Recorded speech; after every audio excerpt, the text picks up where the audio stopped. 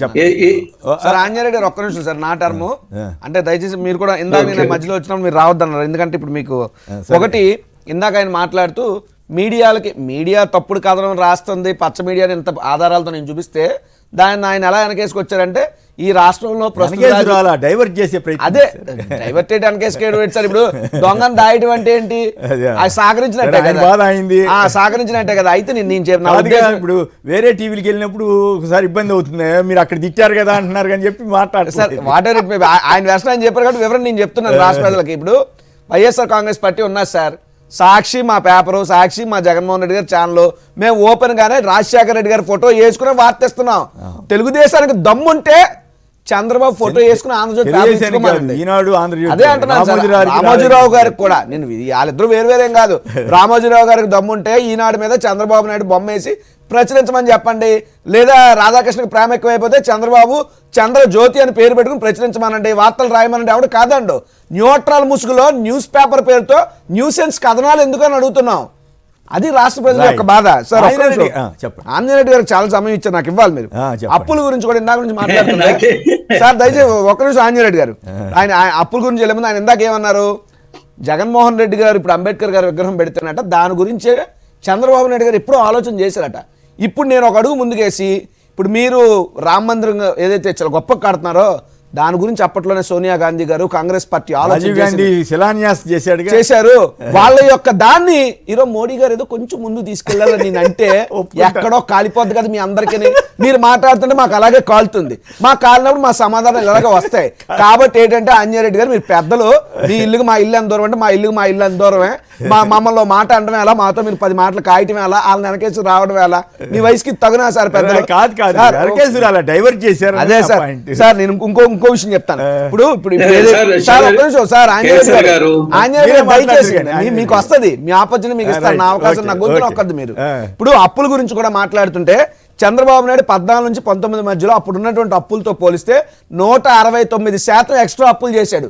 వేరే జగన్మోహన్ రెడ్డి గారు ఈ 4 ఏళ్లలో 58% మాత్రం అప్పులు చేశారు. అంటే ఇంత క్లియర్గా కనబడుతున్నప్పుడు ఆంజనేయుడు గారు లాంటి పెద్దలు ఎందుకు ప్రశ్నించాలని నువ్వు ఉన్నారు కదా. ఇంకో విషయం, పారిశ్రామిక రంగంగా చూస్తే పారిశ్రామిక వృద్ధి రేటు తెలుగుదేశం ప్రభుత్వ హయాంలో 22వ స్థానం, మనం చూస్తే 3వ ప్లేస్ ఉన్నాం. సో ఇవన్నీ ఎలా సాధ్యపడ్డాయి? ఇంకో విషయం, పెట్టుబడులు కంపెనీల గురించి అన్నారు కాబట్టి చెప్తున్నాను సార్. 67,000 కోట్ల పెట్టుబడులు, 127 పెద్ద పరిశ్రమలు, 85,000 ఉద్యోగాలు, 2.5 లక్షల ఎంఎస్ఎంఈలు, 16.5 లక్షల ఉద్యోగాలు. క్యాంపస్ ఇంటర్వ్యూల్లో కూడా చంద్రబాబు నాయుడు హయాంలో 37,000 వస్తే జగన్మోహన్ రెడ్డి గారి ప్రభుత్వ హయాంలో 1.2 లక్షలు వచ్చినాయి. ఇదంతా కూడా ట్రాక్ రికార్డ్ కాదు, it's all time record in the span of 5 years. So Jaganmohan Reddy గారు ఇంత అభివృద్ధి చేస్తున్నా మా మీద ఇంత విషం కక్కుతున్న పత్రికలు మీరు ఎందుకు డైవర్ట్ చేస్తున్నారని నేను అడుగుతున్నాం. ఖచ్చితంగా ఈ ఆంధ్రజ్యోతో లేదా ఈనాడు అనేటువంటి పేపర్లు ఆంధ్రప్రదేశ్ రాష్ట్ర భవిష్యత్తును నాశనం చేయడానికి, చంపడానికి స్లో పాయిజన్గా వార్తలు డైలీ ఎక్కిస్తానే ఉన్నారు తప్పితే అందులో వాస్తవం ఎంత మాత్రం లేదనేటువంటిది ప్రజలకు ఆల్రెడీ తెలుసు. కాకపోతే ఆంజనేయుడు గారు లాంటి పెద్దలు వెనకేసుకు రావటమో డైవర్ట్ చేయడమో మాబోటి యువతకు బాధ కలిగిస్తుంది. రైట్. ఆంజనేయ రెడ్డి గారు చెప్పండి, మీరు శ్రీరాముడి గురించి అందరు దేశం అంతా రాస్తే ఆ 2 పత్రికలు జగన్ అని గోడ విషయం చెబితే ఆ పార్ట్ మాత్రం మీరు దాని జోలికి వెళ్ళలేదు. ఎందువల్ల మీకేంటి ఇబ్బంది ఏమైనా ఉందా? కేఎస్ఆర్ గారు నేను మీకు ప్రారంభంలో నేను చెప్పాను, ఒక ఉదాహరణ చెప్పాను. చంద్రబాబు నాయుడు గారి విషయంలో ఈనాడు ఏ విధంగా వ్యవహరించింది, ఆంజనేయ గారు మీరు పర్మిషన్ ఇస్తే ఇంకొక పాయింట్ సార్, జస్ట్ మిస్ అయ్యాను ఒక్క పాయింట్ ఎక్కువ జస్ట్ 20 seconds తీసుకుంటాను. ఇందాక మీరు మాట్లాడుతూ సుధాకర్ గారి విషయం ఇంకో విషయం చెప్పారు కదా, వెళ్ళను. కానీ ఆంజనేయ రెడ్డి గారు లాంటి పెద్దలు కూడా చెప్పాలి. చంద్రబాబు నాయుడు లాంటి వ్యక్తి దళితుల్లో ఎవరు పుట్టాలని కోరుకుంటాడని అవమానించాడు. లోకేష్ దళితులు పీకిందేంటి పొడిచిందేంటి అని అవమానించాడు. చింతమనేని ప్రభాకర్ దళితులు ఎదవలారా, మీకెందుకు రా రాజకీయాలు, మీకెందుకు రా పదవులను అవమానించాడు. దళితుల్ని అమరావతి ప్రాంతంలో దళితులకి ఇళ్ల పట్టాలు ఇస్తామంటే డెమోగ్రాఫిక్ గ్రాఫ్ దెబ్బతింటదని ఇళ్ల పట్టాలు ఎవరు ఇవ్వకుండా చంద్రబాబు నాయుడు అడ్డుకున్నాడు. ఈ రోజు అదే విజయవాడ నగరం నడిపడిన అంబేద్కర్ గారికి అంత పెద్ద దగ్గర పెట్టాం, తల తీసుకెళ్లి ఎక్కడెట్టుకుంటారు చంద్రబాబు నాయుడు. చెప్పండి. ఇదే పెందుర్తి మాజీ శాసనసభ్యుడు తెలుగుదేశం పార్టీ అధికారంలో ఉన్నప్పుడు చెరుపోతుల పాలనలో ఒక దళిత మహిళని వ్యవస్థరం చేసి ఆమె భూ కబ్జాకు పాల్పడ్డాడు. పచ్చి దళిత వ్యతిరేకులు తెలుగుదేశం వాళ్ళు అని ఎందుకు ఆంజనేయ రెడ్డి గారు మాట్లాడలేదు? చెప్పుంటే బాగుంది, అది మాట్లాడాలి. అప్పుడు ఆంజనేయ రెడ్డి గారి పట్ల మాలాంటి యువత గౌరవం పెరుగుతుంది, లేకపోతే మీ మీద అనుమానం వస్తుంది. రైట్. ఓకే ఆంజనేయులు గారు చెప్పండి. ఇప్పుడు కాదు ఈనాడు వారికి శ్రీరాముడు ముఖ్యమా జగన్ ముఖ్యమా? జగన్ మీద విషయం చెబుతున్నా కూడా మీరేం ఫీల్ కావట్లేదా శ్రీరాముడిని వదిలేసి? కేఎస్ఆర్ గారు మీరు ఎందుకు శ్రీరాముడిదే చర్చ పెట్టొచ్చు కదా? మీరు పెడతాను మీకోసమే చెప్పా. సాక్షి వాళ్ళు శుభ్రంగా శ్రీరాముడే పెట్టారు, ఈనాడు వాళ్ళు మాత్రం జగన్ జగన్ జగన్ అనే చేశారు. దాని మీద మీరు కామెంట్ చేస్తారేమోనని. కేఎస్ఆర్ గారు సాక్షి కూడా చంద్రబాబు అంటుంటారు కదా.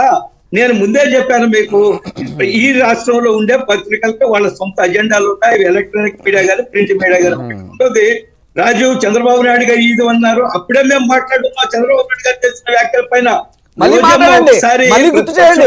సుధాకర్ విషయం గుర్తు చేసినప్పుడు అది ఎందుకు గుర్తు చేయరు? సుధాకర్ విషయం గుర్తు చేసినప్పుడు అది ఎందుకు గుర్తు చేయరు? సుధాకర్ విషయం గతంలో మాట్లాడేది కదా, మళ్ళీ ఇప్పుడు మాట్లాడాల్సిన అవసరం ఏంటి? అది మాట్లాడినప్పుడు ఎందుకు మాట్లాడరు? ఇప్పుడు మంత్రి అవి ఒకటి. రెండోది నేనేమంటున్నానంటే ఎవరినే వెనకేసుకురావాల్సిన అవసరం లేదు. మీరు ఇందాక రామారాం ప్రస్తావన చేశారు, నేనేం చెప్పాను? చంద్రబాబు నాయుడు గారు కూడా ఈ ఆలోచన చేశారు. ప్రతిపక్ష ఆయన అధికారంలో ఉన్నప్పుడు చెప్పాను, ఆయన ప్రాజెక్టు ప్రారంభించలేదు, మీరు ప్రారంభించారు, పూర్తి చేశారు, మేమందరం కూడా ఆహ్వానించాం అనేక సందర్భాల్లో. నేను ప్రస్తావించిన దానికి మీకు ఎక్కడో కాలిస్తే రాజకీయాలు మొత్తం ఒళ్ళంతా కాల్చుకో, నాకేం అర్థంతో లేదు. మీరు ఒళ్ళంతా రాజకీయంగా మీకు అదే కదా కావాలి.